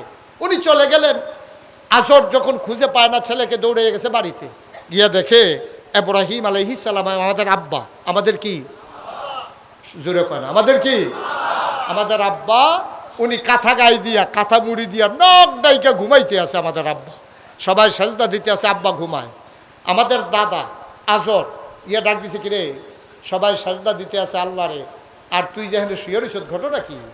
আমাদের আব্বা একটা বুদ্ধিপূর্ণ যুক্তিপূর্ণ একটা জবাব দিয়েছিলেন। সেই জবাবটা আমরা যেন শুনে শুনে 2024 সালে কোনো কারণে আটকা পড়ে গেলে সেই প্রশ্নের জবাব আমরা যেন আব্বার থেকে শুনে শুনে দিয়ে দিতে পারি। আল্লাহ আমাদের জন্য এই জন্য কোরআনুল কারীম আব্বার জবাবটাকে কোট করে দিয়েছেন। যখন দাদা আজর জিজ্ঞেস করছে, কি ব্যাপার, তুমি সাজদা দিতে যাও না কেন মাঠে? আমাদের আব্বা ইব্রাহিম মুচকি হেসে বলেছিলেন, আব্বা আমি তো যাইতে চাইছিলাম, ইন্নী সাকিম, আমি অসুস্থ, আমার শরীর ভালো না, এই জন্য যাইতে পারি নাই। সুবহানাল্লাহ বলবেন না? চিন্তা করে দেখেছেন, চিন্তা করে দেখেছেন? আব্বার বাপ একদিকে, আমাদের দাদা দাদি 14 গোষ্ঠী বংশধর, চাচা চাচি, একেবারে খালু মামা, সবাই মিলে ইব্রাহিম আলাইহিস সালামের জমানায় সবাই মিলে সাজদা দিল নমরুদরে। আমাদের আব্বা ইব্রাহিম কি সাজদা দিছে? কি বুঝাইতে চাইলেন? তিনি বুঝিয়ে দিলেন, ও আমার সন্তানেরা, এমন একটা সময় আসবে পরিবেশটা তোমাদের প্রতিকূলে চলে যাবে, তোমাদের জন্য ঈমান নিয়ে বেঁচে থাকা কঠিন। তোমাদেরকে শিখিয়ে দিলাম কেমন করে একাই অটল পাহাড়ের মতো দাঁড়িয়ে থাকা লাগে। তোমরাও যখন এমন একাকী হয়ে যাবে, আমি তোমাদের আব্বা যেমন করে সাজদা না দিয়ে একাই দাঁড়িয়েছিলাম, এমন যখন দিন আসবে তখন তোমরাও একা অটল পাহাড়ের মতো দাঁড়িয়ে থাকবে, জীবন দিয়ে দেবে, ঈমান দেবে না। ঠিক কিনা বলো? এখানেই শেষ না, আরো মজার মজার কত কথা। কষ্ট হচ্ছে বোধহয় আপনাদের, না? ছেড়ে দেওয়া দরকার আর সামান্য একটু। ইব্রাহিম আলাইহিস সালাম সাজদা তো দিলেন না, উনি ঘুমিয়ে রইলেন। উনি যখন সময় কাটিয়ে দিলেন, আবার ইব্রাহিম আলাইহিস সালামকে গোয়েন্দারা আইসা কয়েকদিন পরে বলতেছে যে, আল্লাহ কারে কয়? নমরুদকে। নমরুদ রায় কয়, আল্লাহ কয় কি? ওই যে ওই দিন ইব্রাহিমের আব্বাইয়া বলছে না যে ইব্রাহিমের শরীর ভালো না, এই জন্য ঘুমাইছিল, আমরা গোপনে খবর লইছি শরীর ভালো আছিল, তা আপনারা সাজদা দেওয়ান লাগবো, দিকে আইসা রাখো, তাই নাকি? কয় ডাইকা নিয়ে আসো। আবার ইব্রাহিম আলাইহিস সালামকে পুলিশ গিয়া ওনার ঘর ঘেরাও দিয়ে ফেলছে। এসআই দরজার ভিতরে নাড়া দিছে। এসআই দরজার ভিতরে নাড়া দিয়ে বলতেছে, ইব্রাহিম আলাইহিস সালাম আব্বা জিজ্ঞেস করতেছে, কে? আইন শৃঙ্খলা রক্ষাকারী বাহিনী, আইনের লোক, পালানোর চেষ্টা করবেন না, চতুর্দিক দিয়ে ঘেরাও দিয়ে ফেলছে। এখন উনি দরজা খুইলা বাড়িছে, বাড়িয়া বলতেছে, এই লোক পালানোর লোক না। সুবহানাল্লাহ বলবেন না? পালাইতে জানে না, কোথায় যাওয়া লাগবে যাও। ইব্রাহিম আলাইহিস সালাম সামনে সামনে গেলেন, ওই নমরুদের পুলিশ বাহিনী পেছনে পেছনে গেল। ইব্রাহিম আলাইহিস সালাম গিয়া যখন ঢুকলেন রাজপ্রাসাদে, নমরুদ বসে আছে। ডাক দিয়া বললে, তোমার নাম ইব্রাহিম? কয়, জি আমার নাম ইব্রাহিম। শুনলাম তুমি নাকি আমাকে আল্লাহ মানো না। কয়, কার থেকে শুনলেন? কই যে সবাই কয়। ইব্রাহিম আলাইহিস সালাম মুস্কি হেসে কয়, সবাই যখন কয় সত্যই কয়, এত মানুষ মিছা কথা কয় না। সুবহানাল্লাহ বলবেন না?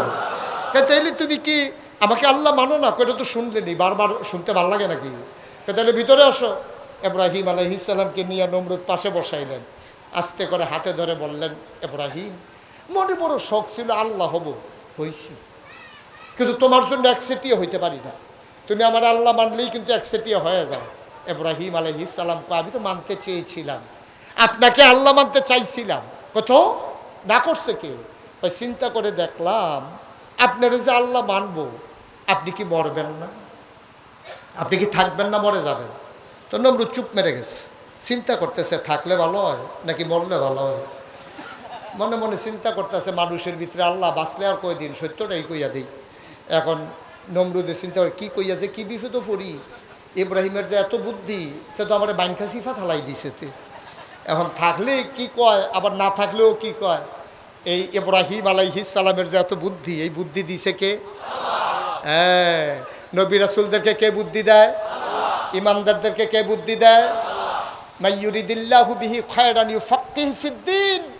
যাকে আল্লাহ কল্যাণ দিতে চায়, আল্লাহ তাকে দ্বীনের সঠিক বোঝ দান করে। সুবহানাল্লাহ বলবেন না? এক প্রশ্নের কাছে নমরুদ আটকা পড়ে গেছে। কিছুক্ষণ চুপ থাকার পরে নমরুদ বলতেছে, দেখো মানুষের ভিতরে আল্লাহ বাঁচলে আর কয়দিন, হিসাবে তো মরণ লাগে। ইব্রাহিম আলাইহিস সালামকে এই জন্যই তো আপনার আল্লাহ মানা যাবে না। কি সমস্যা? আপনি নিজেই তো এখন বললেন মরে যাবেন। তো মনে করেন আমার আল্লাহর খুব দরকার, এখন আমার আল্লাহর দরকার, দৌড়াই আপনার বাড়িতে আসলাম, আইসা দিয়ে আপনি মইরা রইছেন। তা আমি আল্লাহ ফামু কই, যে আল্লাহ নিজেই কই মরে যাবে, তারে আল্লাহ মানা যাবে? সুবহানাল্লাহ বলবেন না? তাইলে আমাদের আব্বার বুদ্ধি কম না বেশি? সাংঘাতিক বুদ্ধি। ওই বুদ্ধির অংশ পাইয়া আমরা এখনো ভালো আছি, ঠিক কিনা বলেন? আমরা ওয়ারিশ সূত্রে বংশানুবংশক্রমে জেনেটিকভাবে ওই আব্বার বুদ্ধির কিছু অংশ আপনারাও পাইছেন। এই পাওয়ার কারণে এখনো বাচ্চা গেছে। ফিডাফিডি হয়েছে লাকসাম রেল জংশনে, মামলার আসামি পড়ে গেছে বানগড়, ঠিক কিনা কন? পিডাপিডি হয়েছে লাকসাম, আসামি পড়ছে বানগড়। এই বানগড়ের আসামিরে সিভিল বেশে পুলিশ আইসে ধরার লাগিয়া। তার নাম হইল আব্দুল করিম, ফিতার নাম আব্দুল রহিম। হাতে বইয়া বইয়া চা খাইতে আছে মেন রোডের লগে। এমন সময় পুলিশ আইয়া তারে জিগাইতেছে, আব্দুল রহিম পিতা আব্দুল করিম, সাং বানগড়, লোকটাকে। হেতে নিজে নিজে চিন্তা করতেছে, আমারে কয় আমি বিলে কেডা। তারই তো জিগাইছে, আব্দুল রহিম রে জিগাইতেছে, আব্দুল রহিমকে পিতা আব্দুল করিম, বানগড় নিবাসী। আব্দুল করিমের পিতা আব্দুল রহিম কে? জিগাইছে কারে? রহিম রে। কারে জিগাইছে? রহিম রে জিগাইছে। রহিম কে? পিতার নাম যে আব্দুল করিম, বানগড় নিবাসী।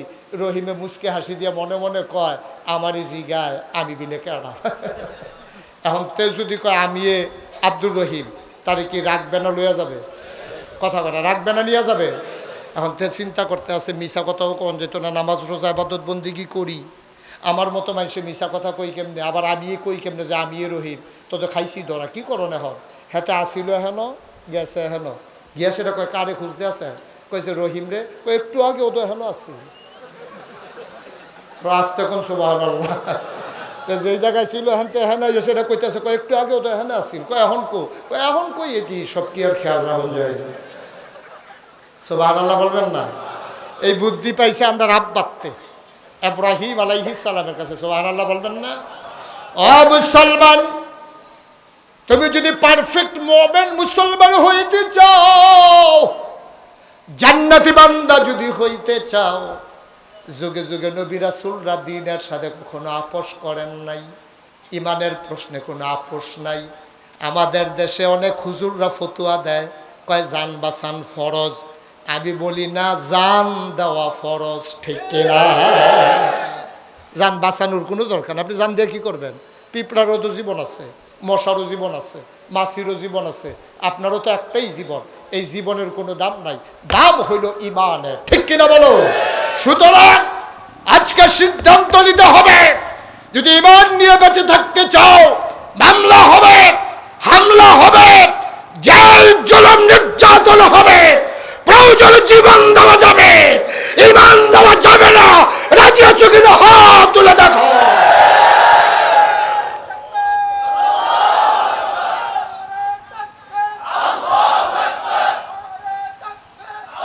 সবাই পড়ে না আমিন? জোরে পড়ে না আমিন? সুতরাং জীবন রাখা ফরজ না দেওয়া ফরজ? ইমানের প্রশ্নে জীবনকে দিয়ে দেওয়া ফরজ। জীবন রাখার কোনো দায়িত্ব আপনার না, জীবনের যিনি মালিক তিনি কে? তিনি বুঝবেন জীবন রাখবেন না নিয়ে নেবেন, এটা আপনার দায়িত্ব। মুসলমান, আমরা ইমান বুঝি নাই, আমরা ইসলাম বুঝি নাই। আল্লাহ তাবারক ওয়া তাআলা আয়াত যখন নাজিল করে দিলেন, সাহাবায়ে কেরাম অস্থির হয়ে গেলেন, পাগল হয়ে গেলেন। এমন একজন সাহাবা, আমিরুল মুমিনিন, খলিফাতুল মুসলিমিন, জান্নাতের সুসংবাদ প্রাপ্ত দ্বিতীয় মানুষ, হযরত উমরে ফারুক। সুবহানাল্লাহ কয় না? উমরে ফারুক তিনি ইসলামের দ্বিতীয় খলিফা। নবীর ইন্তেকাল হলো, হযরত আবু বকর হলেন খলিফাতুর রাসূল। হযরত উমর হলেন খলিফাতুল মুসলিমিন। এবার নিয়ম হচ্ছে যিনি ইসলামী রাষ্ট্রের খলিফা হবেন, আমির হবেন, তিনি জাতীয় মসজিদে জুমার খুতবা দেবেন। সুবহানাল্লাহ বলবেন না? সবাই মিলে আজান হয়ে গেছে, তাহিয়াতুল ওযু দুখুলুল মসজিদ কাবলাল জুমা, সব নামাজ শেষ করে সবাই মিলে আপনার এই জুমার জন্য অপেক্ষা করছে। জুমার বার, শুক্রবার। খলিফা এখনো আসে না। সূর্য পশ্চিম আকাশে হেলে পড়েছে। সবাই টেনশনে পড়ে গেল, হারে এখনো খলিফা আসে না, কোনো বিপদ আপদ নাকি? সব মুরব্বীরা মিললে একটা যুবক ছেলেরা পাঠিয়েছে, দুধ গিয়ে দেখে আসো আমাদের খলিফা এখনো কেন আসে না। সুবহানাল্লাহ বলবেন না? যুবক দিছে তো উমরের বাড়ির সামনে গিয়া দেখে খোলা আকাশের নিচে উদুম পিঠে খালি শরীরে নিচু হয়ে বসে আছেন। পিঠ পুড়ে যাচ্ছে, ঘাম পড়তেছে গাল বেয়ে বেয়ে। হযরত উমর রাদিয়াল্লাহু তাআলা আনহু বসে আছেন, সামনে কি যেন দিয়ে রাখছে। যুবক গিয়া কয়, আসসালামু আলাইকুম ইয়া আমিরাল মুমিনিন, হে মুসলমানদের আমির, আপনাকে সালাম। উনি বললেন, ওয়ালাইকুম আসসালাম। আজকে জুমাবার আপনি কি ভুলে গেছেন? সব আমরা অপেক্ষা করছি মসজিদে নববীতে, আপনি গেলে খুতবা দেবেন, জমা হবে, আপনি এখনো যাচ্ছেন না, ঘটনা কি? হযরত উমর মুচকি হেসে বললেন, বাবা তুমি গিয়া বলো আমি এখনই আসতেছি। আমি যখন পাঞ্জাবি গায়ে দিতে যাব, গিয়ে দেখি পাঞ্জাবিটা একটু ময়লা, এই জন্য একটু তাড়াহুড়ো করে ধুয়ে দিয়েছিলাম, এই পাঞ্জাবিটা শুকিয়ে গেছে, এখনই আমি আসতেছি। সুবহানাল্লাহ বলবেন না? এখনই আমি আসতেছি, তুমি যাও। এবার আপনাদের বিবেকের কাছে প্রশ্ন, উমরের পাঞ্জাবি কয়টা? কথা কন, কয়টা? অর্ধ পৃথিবীর প্রেসিডেন্ট, অর্ধ পৃথিবীর প্রেসিডেন্ট, ৩৩ লক্ষ বর্গ মাইলের প্রেসিডেন্ট হচ্ছে উমর। সেই উমরের পাঞ্জাবি মাত্র একটা। উনি পাঞ্জাবি গায়ে দিয়া মসজিদে যাবেন, উনি তাড়াহুড়ো করে পাঞ্জাবি গায়ে দিয়া মসজিদে ঢুকলেন। মুসলমান দরজায় দাঁড়িয়ে সালাম দিলেন, আসসালামু আলাইকুম। সবাই বলল ওয়ালাইকুম আসসালাম। রাস্তা হয়ে গেল। ওমর মাঝ পথে সামনে এগুলেন। আগাতে আগাতে তিনি উঠে গেলেন মিম্বারের উপরে। উঠে তিনি সালাম দিলেন আবার, আসসালামু আলাইকুম। আউযু বিল্লাহি মিনাশ শাইতানির রাজিম, বিসমিল্লাহির রহমানির রহিম। তিনি খুতবা দিতে যাবেন, এমন সময় হঠাৎ করে একটা যুবক লাফ দিয়ে দাঁড়ালো, খাপ থেকে তরবারি বের করলো, তরবারিটা উঁচু করে, চোখগুলো তার বড় বড়, গালগুলো হয়ে গেছে লাল, কপালে ঘাম জমে গেছে, চরম উত্তেজিত।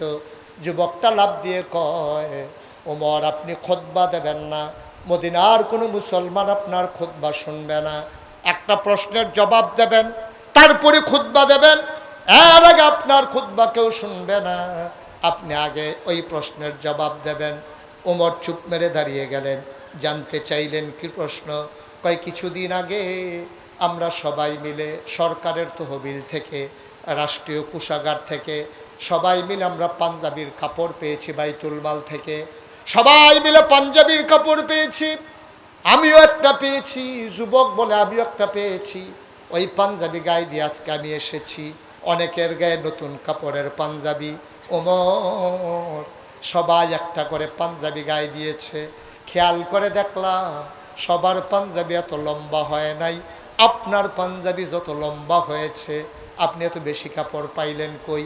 নিশ্চয়ই ক্ষমতা দেখাইয়া কাপড় বেশি নিছেন, অথবা কাপড় চুরি করেছেন। দুইটার যদি একটাও সত্য হয়, আমরা মদিনার মুসলমান আপনার খুতবা শুনব না। সুবহানাল্লাহ বলবেন? আল্লাহর ভয় কারে কয়? কারে কয় আল্লাহর ভয়? মুসলমান ওমর চুপ মেরে দাঁড়িয়ে গেলেন। পিন পতন নিস্তব্ধতা, কোনো মানুষ আওয়াজ করে না, শব্দ করে না। ওমর চুপ করে দাঁড়িয়ে আছেন, মাথা নিচু করে, গাল বেয়ে টপ টপ করে ওমরের পানি পড়তেছে। সবাই তাকিয়ে দেখে ওমর কাঁদতেছে। যুবক কয়, আপনি জবাব দেন, তারপরে আমরা খুতবা শুনবো। এর আগে না। কই পাইলেন পাঞ্জাবির বেশি কাপড়? পাঞ্জাবি কেন এত লম্বা হইল? কারণটা কি? নিশ্চয়ই কাপড় চুরি করেছেন, অথবা আপনি খলিফা ক্ষমতা দেখাইয়া কাপড় বেশি নিছেন। জবাব দেবেন, তার আগে আমরা কেউ খুতবা শুনবো না। ওমরের গাল বেয়ে টপ টপ করে পানি পড়ে। ওমরের ছেলের নাম আব্দুল্লাহ ইবনে ওমর। তিনি আস্তে করে উঠে দাঁড়ালেন, সবাইকে সালাম দিলেন, ডাক দেয়া কয়, ভাইরা তোমরা জানতে চেয়েছো আমার আব্বার পাঞ্জাবি লম্বা হলো কেমনে। ও ভাইয়ারা, এই জবাবটাকে আব্বাই দেওয়া লাগবে নাকি আমি জবাব দিলেও তোমাদের সন্তুষ্টি হবা? আমরা জবাব চাই, কে জবাব দিল এটা আমাদের দেখার বিষয় না। তুমি যদি সঠিক জবাব দিতে পারো, আমরা যদি জবাবে সন্তুষ্ট হতে পারি, তাইলে আমাদের কোনো আপত্তি নাই।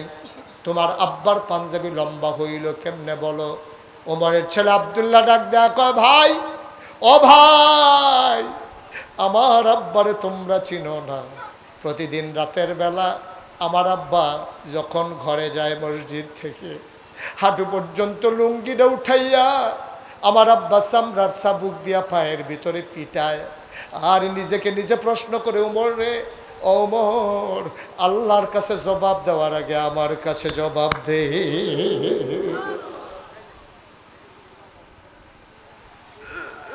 প্রতিদিন আমার আব্বা নিজের পায়ের ভিতরে নিজে পিটায় আর নিজে নিজে কথা কয়, ডাক দেয়া কয়, ওমর, নিজেই নিজেরকে ডাক দেয়া কয়, ওমর, আজকে সারাদিন কি করেছো জবাব দাও।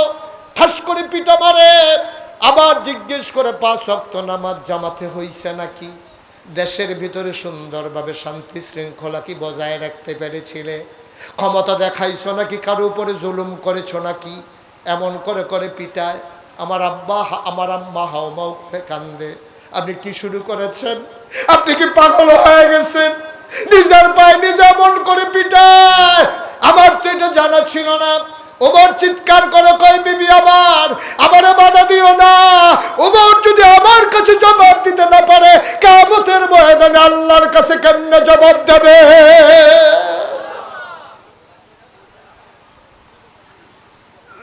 আগে আমার কাছে জবাব দে, তারপরে ওমর কিয়ামতের ময়দানে আল্লাহর কাছে জবাব দেবে। আমার কাছেই যদি জবাব দিতে না পারে, আল্লাহর কাছে কেমনে জবাব দেবে? সুতরাং বিবি আমার, বাধা দিও না, বাধা দিও না। ওমরকে জবাবের কাঠগড়ায় দাঁড় করাই রাখো। আমার আব্বার সেই আব্বা, আমার আব্বার সেই আব্বা, আমার আব্বা নিজের পায়ে নিজে পিটায়, আর তোমাদের কাপড় চুরি করবে এটা বুঝলা কেমনে? লোকজন কয় সাফাই গাইও না, জবাব দাও, তোমার আব্বার পাঞ্জাবি লম্বা কেন?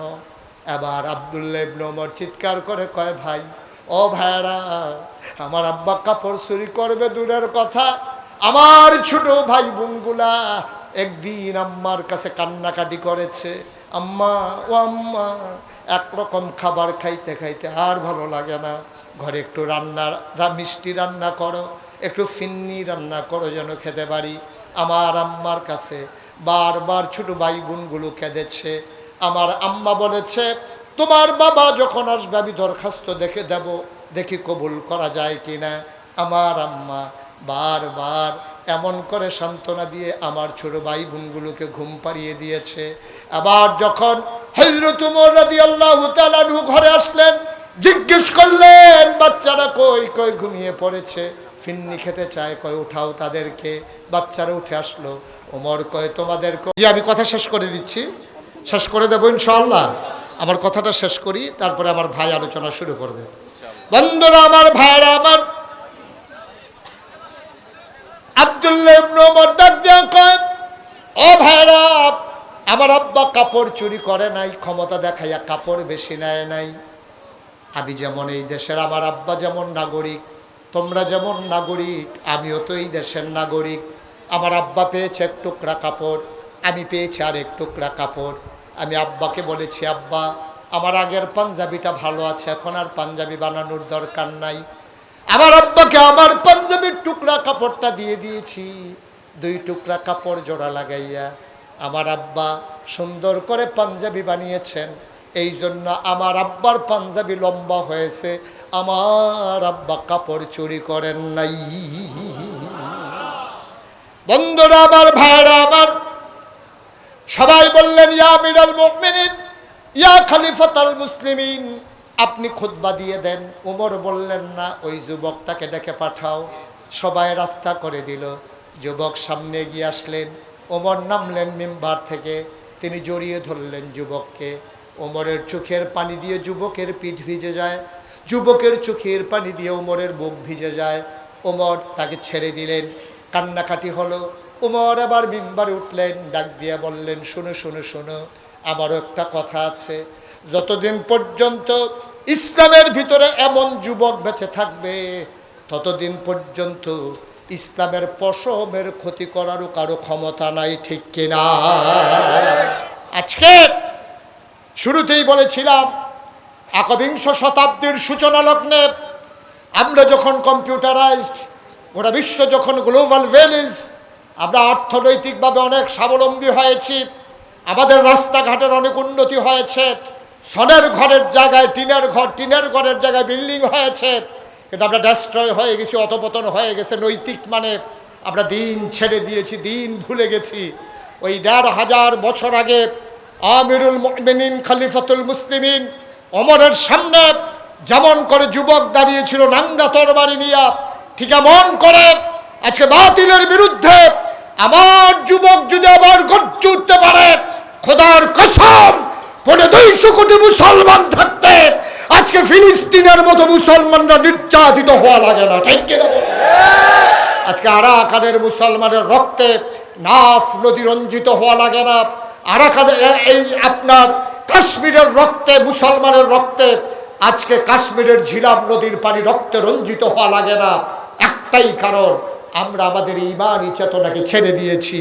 আসুন দল মত নির্বিশেষে ফারউ মাসালা নিয়া নিজেদের ভিতরে বিভেদ সৃষ্টি না করে ওয়াতাসিমু বিহাবলিল্লাহি জামিয়া ওয়ালা তাফাররাকুর ভিত্তিতে আমরা সবাই মিলে মৌলিক বিষয়গুলোর উপরে ঐকমত্য পোষণ করে আমরা সবাই মিলে গর্জে উঠি, চিৎকার করে জানিয়ে দেই, আমরা ছিলাম, আমরা আছি, আমরাই থাকবো ইনশাআল্লাহ।